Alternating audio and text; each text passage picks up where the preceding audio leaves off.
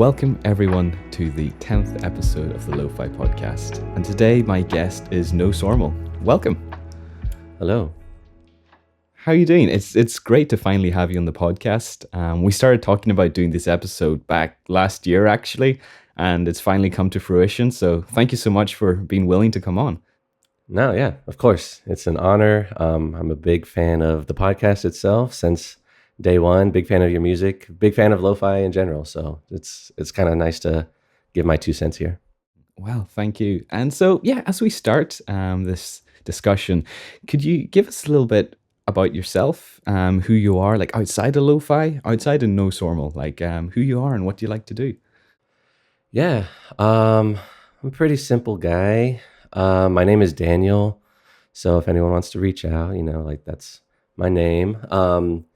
I'm currently based in Austin, Texas, and just recently moved back to Austin, so the Austin area. So it's been exciting. It's been a good change from living in South Texas. So I'm here in the U.S. Texas is super big, so I'm more like right in the middle of Texas now, as opposed to the very bottom of it. But no, yeah, I'm a husband to my amazing wife. I have 3 kids. I'm 33 years old, so I feel like I'm, getting up there, climbing the age ladder. But yeah, I just, aside from hanging out with the family, I'm actually currently doing like the stay-at-home dad thing right now. So like during the day, my wife is very career driven and focused, and I'm a musician. So like during the day, she goes to work for the most part, but she also works from home. So I'm hanging out with the kids and kind of just get to be a kid, all day. I mean, obviously to a certain extent, I can't let them like jump out the window or run into the street, but I get to just kind of hang out with my 3 little minions all day. And outside of that, I've been into music. It's kind of consumed my whole life for as long as I can remember. I love skateboarding. I love being outdoors, hanging out with friends, catching some local shows, just whatever I can find, going to parks, things like that. No, that's fantastic. That's great to hear. But I'm sure having 3 kids as well can be quite tiresome work, having to run after them and keep them in check. Yeah, that's actually kind of been the struggle, moving here. It's been a big change of a shift from, going from, pretty good childcare like support to now it's just me. It's been a challenge to have the energy at night, like after, wrangling them up all day to, keep working on music at night. So it hasn't been as consistent right now in this period of time as I would have hoped, but it's all a journey, right? So it'll change sometime.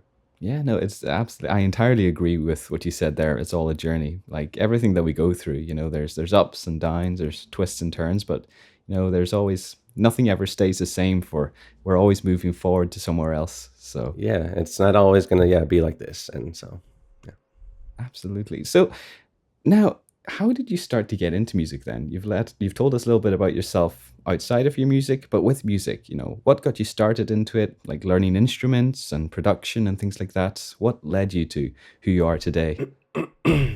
Yeah, so I don't know. I guess I have like the main person that I can kind of think of like influencing me with music is my mom, but not in the sense of like having instruments around or, like encouraging me. I guess she encouraged me to play music, but she was always just listening to the radio, if you remember that.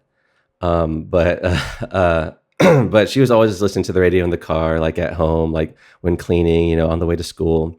But she always had it like tuned to like the classic rock station, which at the time was like 80s, 90s kind of music. And so it was just always on. And so I've kind of just been like raised on like just rock and roll and just rock. I'm kind of a rocker at heart. I do appreciate all kinds of music and listen to everything, but that's sort of like the earliest thing that I can remember is just being in the car with her, being at home from like listening to her stereo and just listening to the radio and just whatever came on, just kind of taking that in and experiencing it for the first time. After that, I do remember So I'm actually a drummer, and so I've been drawn to drums my whole life, and that's kind of been, my main instrument. Playing in bands. But I got my first drum set at 10 years old because I did actually have some cousins here in Austin, Texas, that we would visit, and they had like a really cool house. They had like a whole game room. They had like a pinball machine. They had like a little shuffleboard. They had like air hockey. They had all this cool stuff. And so we'd spend hours in the game room. It was like amazing, like your own arcade at home. But they did out in a different room have like a bright orange drum set. And like, I just see it in my mind now. And it was just like it's probably not how it actually was, but in my mind, it was just like standing alone. There's a window up at the top with light shining right on it, just like speaking to me every time I walked by it. But I was so like intimidated by it because I've always heard of listened to drums, in music, but I'd never played drums. And so I was always so curious and very like intrigued and just wanting to like touch it. I think I might have gone up to it and like tapped my fingers a little bit, but nothing more than that. And so eventually, like, I just kept hinting at wanting drums and saying I wanted to try, I wanted to play, I wanted to play. And yeah, like for Christmas when I was 10 years old, my mom got me a drum kit, and it was like a beginner, like Starion brand or something. And I set it up in the garage, and my mom never complained about the noise, like it was always loud. I was just banging away, and she was perfectly fine. She's very passive about that. And so I was just like diving in and learning drums. I think I took like a few lessons, like at the local music shop there in my hometown, but maybe like about 5 lessons. And I just was sort of introduced into, basic drum rhythm notation. I think the main thing that I got out of it was just how to play a standard, not quite four on the floor beat, but just like a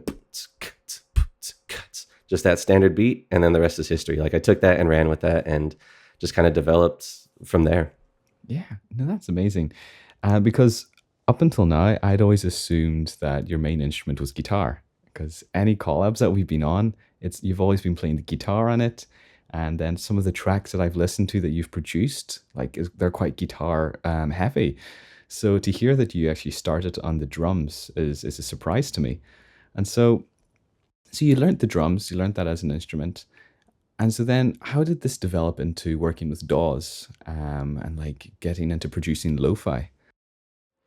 Yeah, so I guess so yeah, I started off as a drummer, and then a few years later, came all like the punk rock influences, and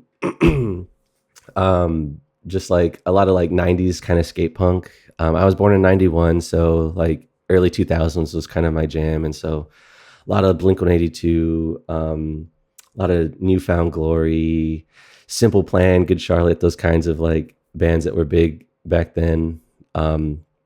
We'd like collect CDs of them, and just really like obsessively like listening to them. That's kind of when my like own sort of like music taste started taking off, aside from like, like the Nirvana, the Led Zeppelin, like the classic rock bands. And and then that's when I, was interested in playing guitar, that way I could like learn how to sing, or like hear the melodies and play like the melodic rhythm, and not just like the rhythm in the background. And so I just like developed an interest in wanting to start a band, and like forming bands with friends, and seeking that out like with like peers at school, or a friend down the street. I just wanted to play in a band. And so I kind of like really um like I guess grew a strong interest in like songwriting and singer songwriting, and like playing with the band, and like talking about, oh, like the guitar is going to do this here, or oh, this would be a good intro melody here, or the drums could do this, just like assembling like a song. And so I really like became like obsessed with that, and just loved that whole process and collaboration with friends. And it was just the most fun thing to me, and that's kind of where I've been ever since. And like in high school, I really got my first like gateway laptop. I think it was like actually like a graduation gift, like when I graduated high school. So I got like this laptop. It was like a, Windows gateway, very clunky thing now, but with that, I was like, oh, maybe I can like learn how to record, because then, came like wanting to, obviously, I think like if you've ever played with, other musicians, like, you create music and you write a song, the first thing you want to do is record it. So that way you can listen back to it and have it forever. And so that's kind of like the most natural like next step in, making your own music. You start wanting to like record your own music. And so I got like this old DAW called Mixcraft. I don't know if it's still around or anything, but it was my introduction into. I could plug like a little, uh, 1/8 inch jack microphone into that, and get some sound recorded. It had MIDI. It had like, just different pianos and like percussive instruments, and so it was really cool, like getting to experiment with that and sort of like create um, a lot of like 30-second snippets of like little mini productions, 5, 6, 7 tracks.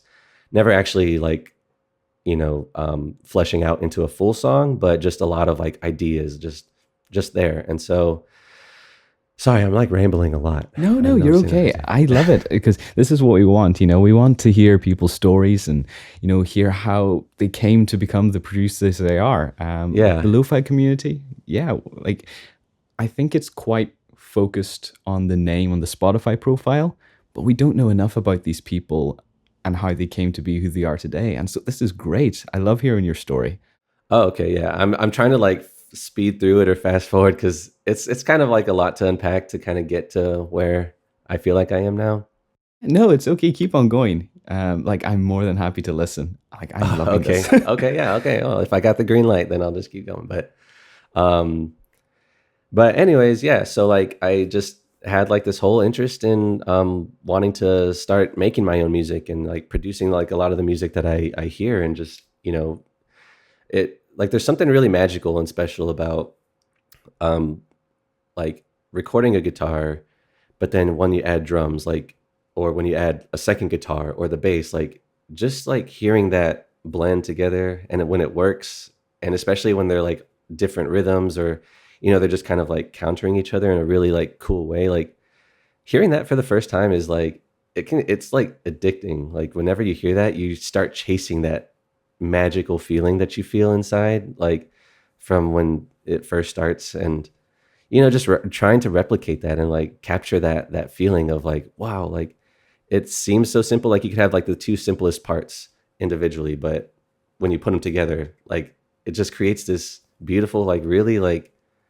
it's really hard to explain. Honestly, I'm getting like giddy over here just thinking about it. No, I can understand that as well. It's not just in music as well, but for example, with painting, we can have one color, but one color on its own isn't really anything. It's just a blank palette. But whenever we add more and you see the contrast between them, and then it starts to begin and shapes are formed and you see things, it's whenever those little bits are added. And that's whenever you see, like, wow, the finished product is so different to what it started out with, but there's a whole journey towards it.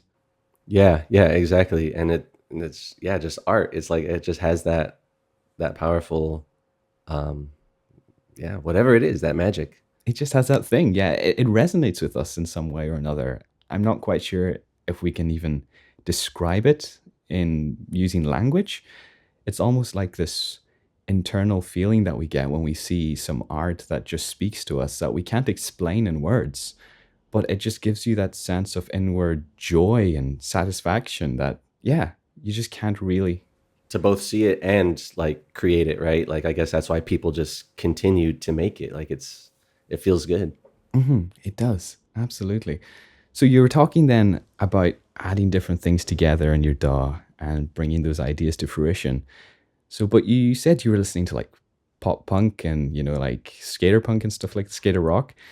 How did this get into lo-fi? Because these are such different genres, right? Like, some ones is fast, upbeat, like feel good.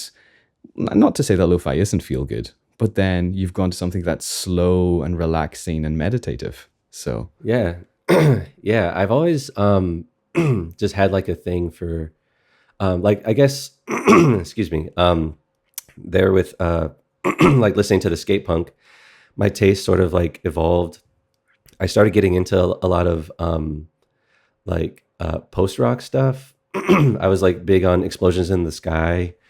Um, I got into like a lot of emo, like American football, minus the bear.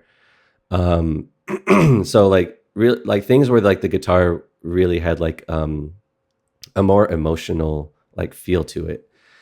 And so I started like experimenting with just recording multiple guitars and loving like the sounds and the harmonies that would come from those multiple tracks. And so what was kind of cool was that like I would create these pieces of music, and I always felt like I wrote a lot of songs and felt like that there was some like vocals that needed to happen or needed to be there. But like in college, I was I actually did go to school for audio production, but I was focused a lot on like film production and like post audio. So I was doing a lot of like I was working on a lot of short films. I did a few feature length films. So doing a lot of like Foley work and ADR and just cleaning up and editing, just like a lot of location sound, just a lot of stuff like that. But I was also still like writing music on the side, just like these little instrumental pieces, or I was kind of forcing myself to, come up with lyrics. But one time, like amidst this college process, as we all tend to do in college, I was experimenting with some psychedelic substances with a friend of mine, and we were listening to this post rock band called Moonlit Sailor. They're very kind of like Explosions in the Sky, but still like very beautiful guitars and um, like melodies. But we were just kind of like staring at the ceiling, listening to this album, and it was me and my friend Travis. And one thing that Travis said that really changed me in that moment and kind of from here on out was that he kind of made me realize that music doesn't need like vocals. It doesn't need lyrics. If anything, you listen to a song that has lyrics or a message that's sort of like either explicitly stated or kind of hinted at like through metaphors or wordplay or whatever. But one thing that, kind of I took from that experience was that you could actually like feel more and experience more with instrumental music. And, you don't need words. You don't always need to have words or vocals. Like you can sort of put your own story or emotion or like associate your own feeling to the song, like that's instrumental. Like, and the beautiful thing is that it can be an instrumental song that maybe, makes you happy, but if someone else hears it, they might hear like something sad, or they might be maybe feeling more nostalgic than like happy or feel good. And it's kind of cool, like to be able to take a song and sort of like have it more subjective. And so taking that, I had all these like instrumental songs that I would just make, and they were very like kind of post rock. And then fast forward to like around 2020, like I feel like that was a big year for lo-fi, like when things really started exploding. Um, I remember hearing some like I think I always kind of put lo-fi on in the background when I was like working. Lo-fi girl was big, and I would always see her on YouTube or on other people's like desktops. I was always like, who is that? Like, what is that? Like, I never really knew. And then until like I finally heard about it or found out what channel it was, excuse me, I would, start diving into that and listening to lo-fi and kind of seeking out different playlists. But there were like I remember like two songs. I don't know if you've heard the song from Sleepy Fish, "I Wish It Would Never Stop Snowing." It's kind of like, it was like I felt like it was like a popular one, like back in the early days or I don't even know what the early days are of lo-fi. But anyways, I remember hearing that song and another one I can't think of right now. But whenever I heard that, I was like, wait, it just sounds so good. It's like guitar, it's like some hip hop drums, like programmed drums. It's kind of hard to, record drums. It's kind of a pain, and you can get like drum samples and uh, you know, different like drum kit simulators and packs and stuff. But it's kind of a pain to like have to work on. I mean, not a pain, but it's not the same. You kind of want to use mics to record your own drumming. But like hearing that song, it kind of I was like, wait, these drums are so simple. It's pretty straightforward. The melodies are beautiful. It's instrumental. And whenever I listened to that, I kind of started diving back into the um the music that I was producing on my own. And I was like, I feel like I've kind of been making my own version of lo-fi this whole time, but trying to go for real drums. If I just change up the drums and like kind of like implement like keep them a little simpler, a little more soothing, kind of implement, some uh, EQ and to roll off the highs and stuff. I was like, I can like make something like this, and like it just really resonated with me, and it felt like this. I feel like we've all sort of felt that, and maybe all of us as lo-fi producers is that like this music really like speaks to us, and it kind of like embodies like how we feel, and how we uh I don't know. It kind of just belongs to us in a way, and I think that's what's really cool why we kind of keep making it is that I listened to that and I was like, this is my like zone, like this is where I belong. And so I was just instantly gravitated to it. And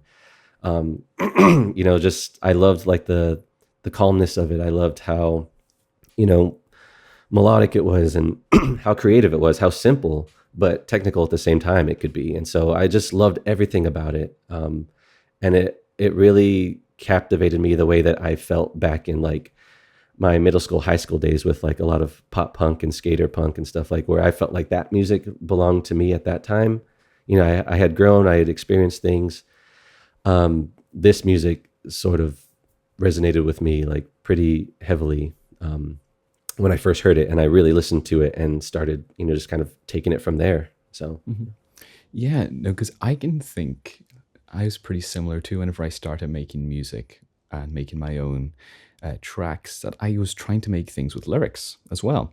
And I find that, you know, the lyrics, yeah, when, as you said, with the message, it's almost quite objective. People like have to take what you're feeding them.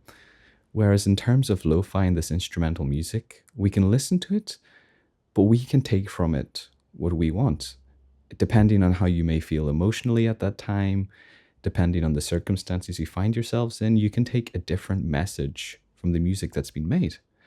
And so that's one of the beauties that I find of instrumental music as opposed to music with lyrics. Not to say that music with lyrics is bad, because there are plenty of great songs that we can listen to depending on how we feel at that time. But yeah, there's just something different about lo-fi that we kind of can't really do whenever we add lyrics to the songs. yeah. And there are some like cool lo-fi tracks that do have lyrics, like maybe more vocal samples than lyrics, right? That's probably what it is. So you mentioned quite a bit there about making music and how music can then resonate with us. And so how should we go around making music that resonates with us? And maybe like this could be difficult for some people. They might put themselves into like a box of a genre, or they just might limit themselves in some way or another in what they produce. And so how could we maybe overcome this difficulty? And how do you do it yourself that could be a benefit to others? Yeah, it's kind of, I feel like it's, sort of how we talked about. It's also like a journey within itself, to get there to that point. I feel like a lot of people might hear the genre, or like just like anything, they might just hear a song and they want to play it because it makes them feel something. So they want to learn it, or they want to make something that sounds just like that. But it's, once you actually try, if you've never done it before, you might realize that it's a little bit more challenging than just picking up a guitar and strumming the chords or singing the song or writing something that makes you feel a certain way. And I think it just kind of takes time. It takes really like sitting down with it, and just, finding notes. Like, so if you are experienced, it takes time to, find those sequence of notes or that rhythm that really like, makes your hair stand up on your arms or gives you goosebumps or just makes you feel good. And and with that, comes like confidence in yourself to sort of like continue that. So like my artist name, No Sormal, it's sort of like a play on words for so normal, because whenever I started making lo-fi, I feel like I was lacking some of that confidence in my own abilities to make that music. I've played music my whole life. It was like the first time that I actually decided to do something that was fully 100% me and coming from me.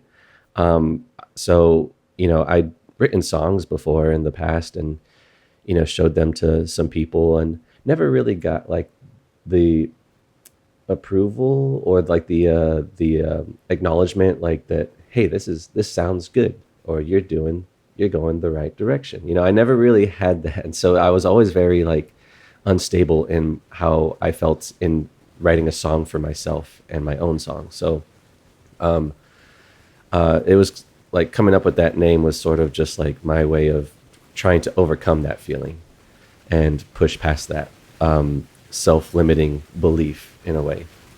Uh-oh, are you hearing that hissing? Yeah, I don't know. Yeah, There's a bit of some audio, a bit of not sure what it some, is. There's a bit of yeah, feedback going on. some tape hiss coming in. Let me see. Maybe is it on my end at all? Let me just mute. I've muted my Logic, although it was at zero. Yeah, it might be coming from this, um, yeah, this XLR or something. Oh, Yeah, right. I don't have RC20 on or anything. Yeah. No reverb plugins. Yeah, maybe we should like layer that on top of the Yeah. interview so you can't hear anything. Um, but anyway, sorry. So so yeah, so like ultimately it's a kind of a combination of things, and sort of like pushing past through the uncomfortable feelings of not being good enough, like to your own personal standards, I guess. And so practice, and really just like taking the time to like sit with your instrument, sit with your at your computer, and not giving up, and like just kind of pushing through those feelings of uncomfortability where you feel like, oh, this doesn't sound good to me, or I don't like this, or this isn't making, it isn't resonating. So and so like one thing that I really just like truly believe about instruments, guitars, drums, even like singing. Like I've never been a singer, but I can really like see how, just belting out notes can make you feel good. But that in itself is kind of like a meditation. Like if you've ever like, just done like a warm up on a guitar, and like just over and over like a scale, or like a just like a cool little like pattern just to try to get it down. Or like on drums, like if you find like a groove that you're really just kind of sitting in the pocket with, and you're really just feeling like when you're done, like you feel good, like it feels like you accomplished something, like you really like put in like a positive effort into like just this form of energy and art that just makes you feel good. And that's kind of like a meditation like in itself. So I feel like sometimes, whenever you're sitting at your computer or trying to find that music that does resonate, you kind of have to be a little repetitive. You have to like just sit there and like let the, the just the music come to you. It's there. You just kind of have to take that time to find it and sit with it, and just like look for it. And once you get those sequence of notes that really like speak to you, that's when like, okay, let me capture this. And then you just kind of build off of that. And I think as long as you're just going through making music and making decisions in what you're adding into your music that you actually like and that feels good to you and that resonates with you, it'll, by the time you get to the end of it and you finish it, you should ideally like have a track that just resonates with you, that it's full. It just kind of gives you that feeling. Does that make sense? Yeah, no, it makes sense. Absolutely. Because I think it's almost that we need to be quite mindful when we're making music as well. Because a lot of people nowadays are always, their minds are going from one place to another. It's almost as if we have this self inflicted what's the term? We're almost just causing our attention spans to be shortened just with the way modern life is. Not just in terms of technology and social media, but it's almost the whole hustle bustle of life lets us not sit down and take time to just be in the moment. There's always things happening, and we're always worried and we're always anxious about what's going to happen next. And then And like that takes rushing through us, it. yeah, Yeah. and that takes us away from actually taking time in the journey that we're in to just stand there and watch and be still and Hmm. just it's that idea of being still and just being present in that moment that a lot of people just don't they don't have the time to do it because of so much going on in their lives. And like even I myself, this summer for me has been so busy, and just to be able to get those times where you can just sit and just evaluate where you are and what you're doing, and then Hmm. go and take those feelings that you have and those experiences that you've had in the past couple of weeks that were so busy and just let it all out in an art form like music is something that's really beautiful that we can do as artists. And I think you can kind of tell too. Like you can hear tracks and you can hear where that emotion, that care, that time has been, like taken to create this piece of art versus, a song that maybe is just loops on loops on loops and it just feels emotionless or, it doesn't quite feel like that care was given to it. Hmm. Yeah. And so then, actually, talking to you, you believe quite a bit in mindfulness, meditation, and yoga and things like that. And so, how do you find that that will help you tying into making the music that resonates with you? Yeah. So, I mean, every time, I'm big into just being mindful, just doing my best to be present.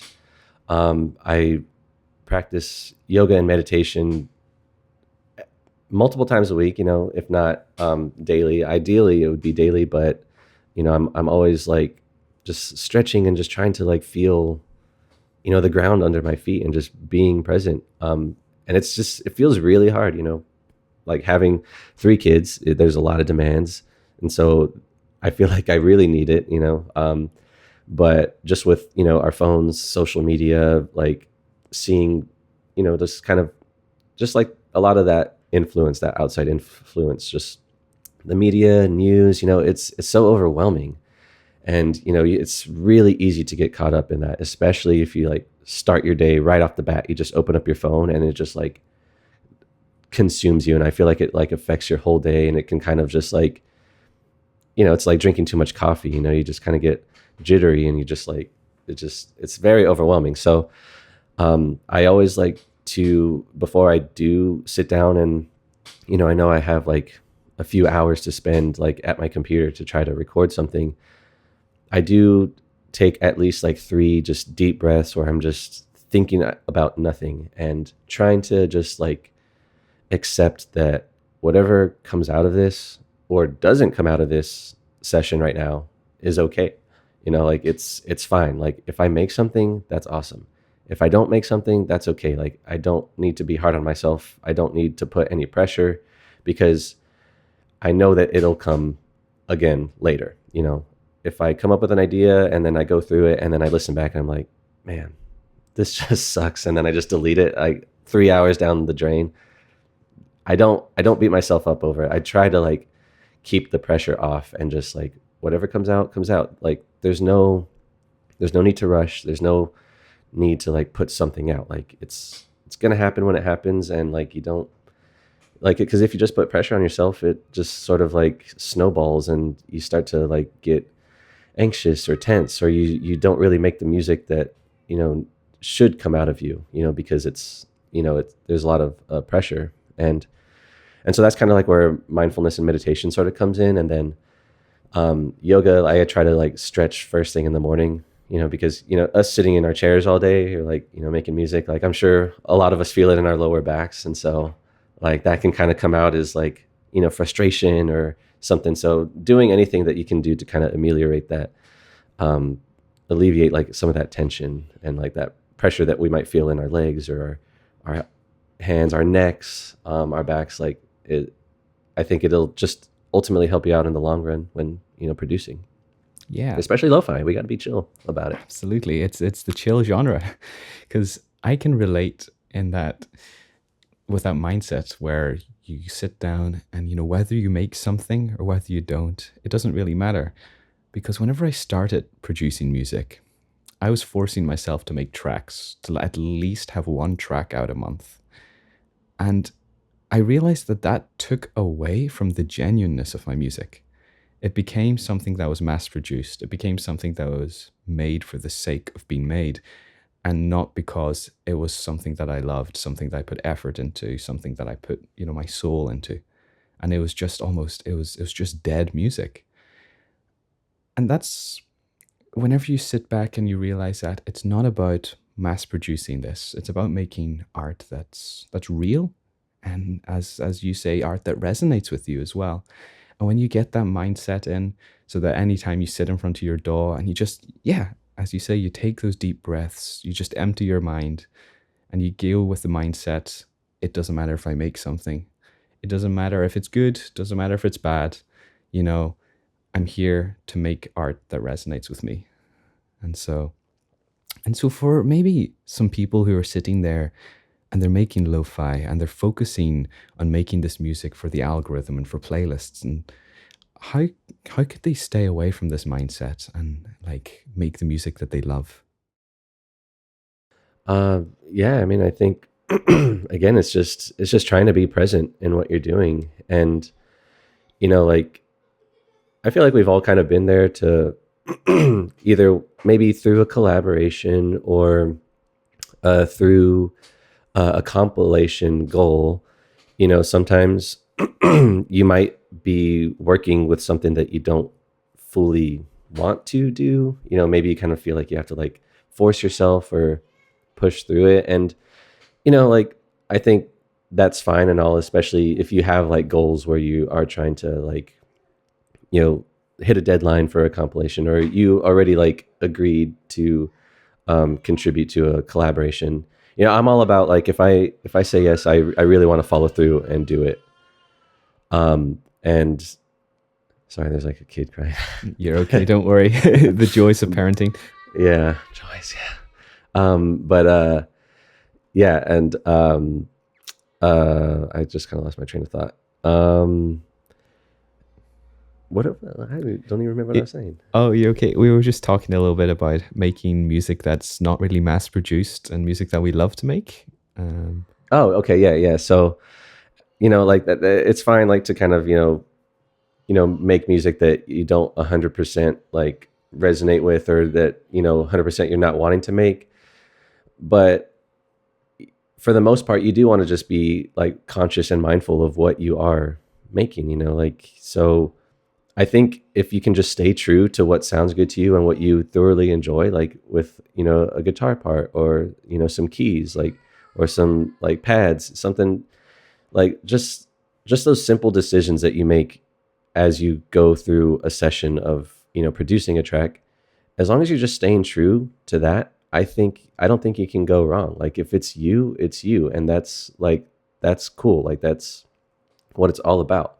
And if you happen to just like be following that muse and creating something that does resonate with you, and it just happens to fall in line with the algorithm, and like people just love it and it sounds mass produced, hey, that's fine, I guess. That's what it is. And but as long as you're staying true to yourself and just really like um just being conscious of what you are making, and you just have your mind and your heart kind of in the right place through that.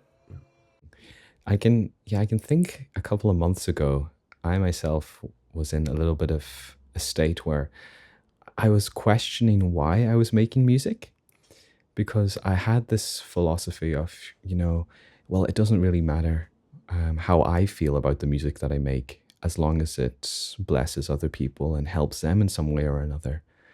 But then as time went on, like my thoughts started to change because I realized that if I wasn't making music that first resonated with me, then it wasn't really genuine music that could, help and resonate with other people as well in the same way that I felt whenever I produced it. And so whenever you say, yeah, you have to stay true to the art that really comes from your soul rather than something that you're sitting and forcing yourself to make. Yeah, that's a mindset that we need to get into in artists in all forms of art, not just music as well. So Yeah. Would you like, because I'm always like trying to think, like, I always strive to be a little more selfless. And I mean, but it's your art, right? So you don't, it's okay to be like selfish in that way, right? Like you're making music for you. And if you make it for you and you love it, then other people, it'll, hit people, hopefully, the same way. And you just kind of want to share that feeling that it gives you, right? Like, it can't be a selfish thing, right? Like to make your own art. yeah, it can't because yeah, that was the issue that I had in that I wanted to be selfless in it, but at the same time, selfish maybe not be it mightn't be the right term for it. But yeah, being selfish in the art that you make will in the long run benefit people more because you have put all of your heart into that and you've put all that this is what resonates with you, this is what you love, this is what you believe is the art that you want to show to the world. And through that you're actually making something better than you could have made whenever you were with that mindset that you were just making it for the algorithm or for the playlist or for some specific set of end listeners. So maybe this leads up to the last question I was thinking in that how can we have more confidence in the music that we produce and that it will reach the right people? Yeah. I think that just kind of comes with time. Um, and man, there's a kid crying. He's the loudest one. And he's just like belting right now. Um, but yeah, but I think, just kind of speaking from like personal experience, whenever I, started this lo-fi journey, and again, it's a journey, like there's no end. Like it doesn't have to end, right? Like we're just making music because we love it. And we can technically just keep going forever. If there's going to be lulls in your production days or, highs in them, like you gotta, it's a roller coaster, and you kind of just gotta like, take it for what it is. And so you can't like, put pressure on yourself that you're not, just because you're not where you are or where you want to be yet, that you get down on yourself or you give up.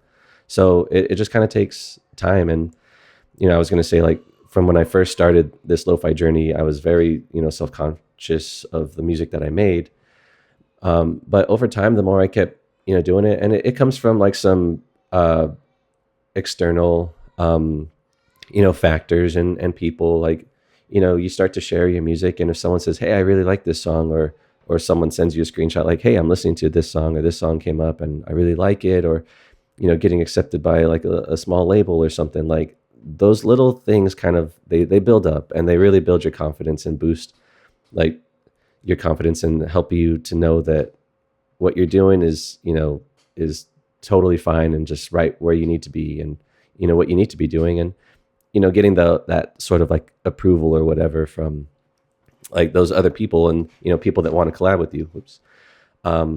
It snowballs, and it increases your confidence in your abilities, and that you're on the right path. Yeah. No, it's great. The whole idea that, yeah, everything that you're going on as a journey is a great mindset to have because even whenever times are good or if times are bad, nothing stays that way forever. And so there will be ups and there will be downs, but it's just having that mindset to keep moving forward and to keep on growing through it all, no matter what. It's great to have. And the fact that you've shared that with us is a great encouragement to hear. Yeah, it's just all about the acceptance of where you are right now, and that's okay. Yeah, no, that's beautiful. And so, Daniel, thank you so much for this conversation.